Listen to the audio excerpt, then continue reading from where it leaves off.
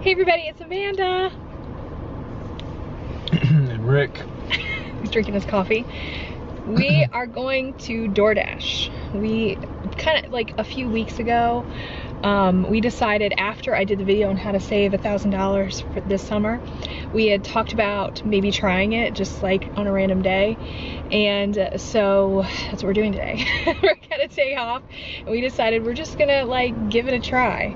So we scheduled ourselves on the Dasher app, and we're gonna start in about 20 minutes, and it's not busy enough that you can start early, otherwise we would.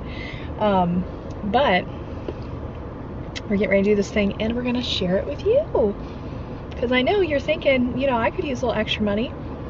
There you go. So you excited about it? I don't know. He looks thrilled. And I expect they've done everything. From the impression I get from this lady, I think they've probably done everything the right way and they are both registered. But it might be that people don't always register, and it might be that sometimes they just somebody just goes with them for whatever reason, like, I don't know, bored. Um, I don't know. It might not be that common and it might not have occurred in this case. I don't know. But I know that it happens because I have had food delivered to my house. We don't have DoorDash over here. I've had food delivered through Uber Eats, I think it was. And there were two people in the car. That's what made me think of it, to be honest. The girl came and gave me the food. I didn't have to do any signing or anything. But yeah, there were definitely two of them. Because I used to order McDonald's so that we didn't have to go and get it. Oh my God, it's the ultimate in lazy. Can't even go through the drive-through. But now I've moved somewhere where they don't do it, and I'm gutted. But to be fair, it was getting unhealthy. It was too easy and too expensive, really. So yeah, that is just something that happens. So I'm really, I mean, I don't think that this is, but then it's difficult to think of a likely scenario because this is a situation that doesn't have a likely scenario. Do you know what I mean? It's not like it's something that it's always done this way. This is how this always happens. When there is, people go on about Occam's razor and everything, but I don't think you do that with crime because you're talking about human beings who make decisions, make silly decisions, make split decisions, even make stupid plans and can have mental health issues, which lead them to do things that somebody with um, who's never had mental health issues would never even think of. Not that I think this is somebody with mental health issues. I don't, because I think that they would not have. There would be a lot more evidence if they were, and I think that they probably wouldn't have even tried to get away with it unless the only thing that I'm thinking that somebody else has helped with this situation. We had another case that I was sort of helping. I was sort of involved in the crowdsourced um, and the crowdsourced side of it, and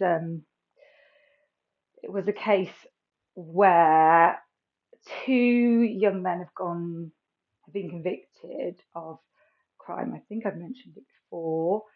I'm a bit on the fence about whether they were responsible for the crime.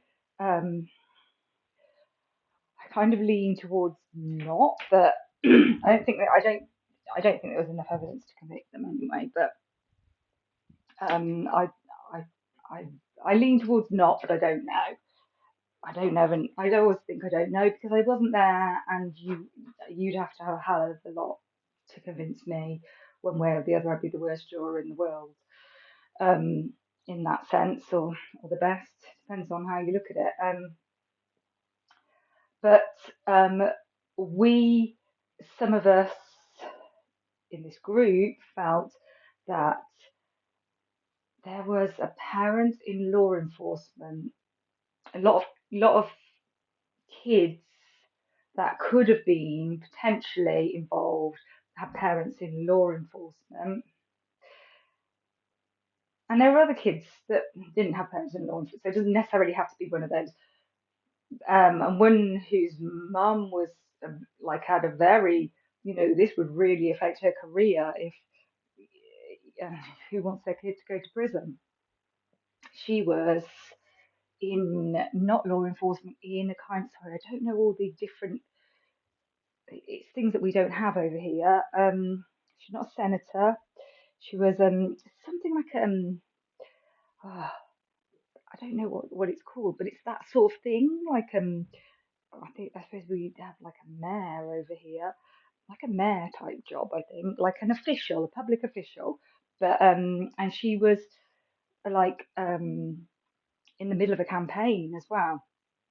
So I don't know. It was whether it could have involved this group of young men who seemed to be more entwined in this girl's life. The men that were convicted seem to have been previously involved. Well, not both of them. One of them seemed to be previously involved.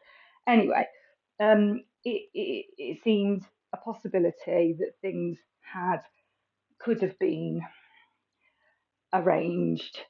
The house was set on fire and two people were shot inside, and so it all seemed a bit elaborate for kids, but in a way it seemed like it could point towards kids. Um, but there is another video that I'm going to do about fraternities, and I did not know that it was kind of an actual organisation, and like as in financially, it's a sort of multinational,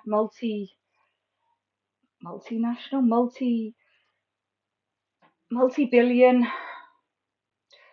organisation. I'm going to have to actually. Oh, can I go to it now? Maybe I can go to the.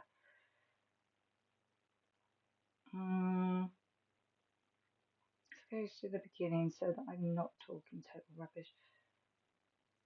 I need to go like that, really, don't I?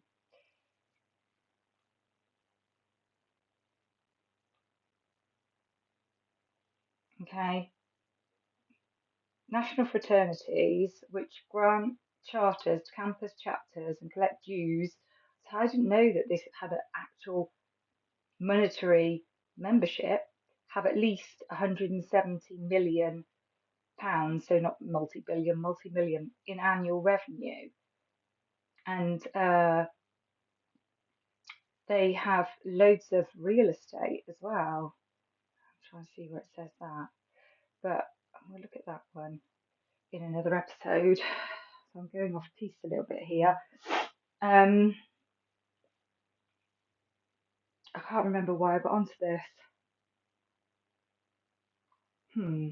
Right, I don't know. But yeah, so DoorDashers can have an assistant is really how DNA gets there. But if somebody, you'll watch the next one and it will become more clear how the DNA could be passed on. Okay.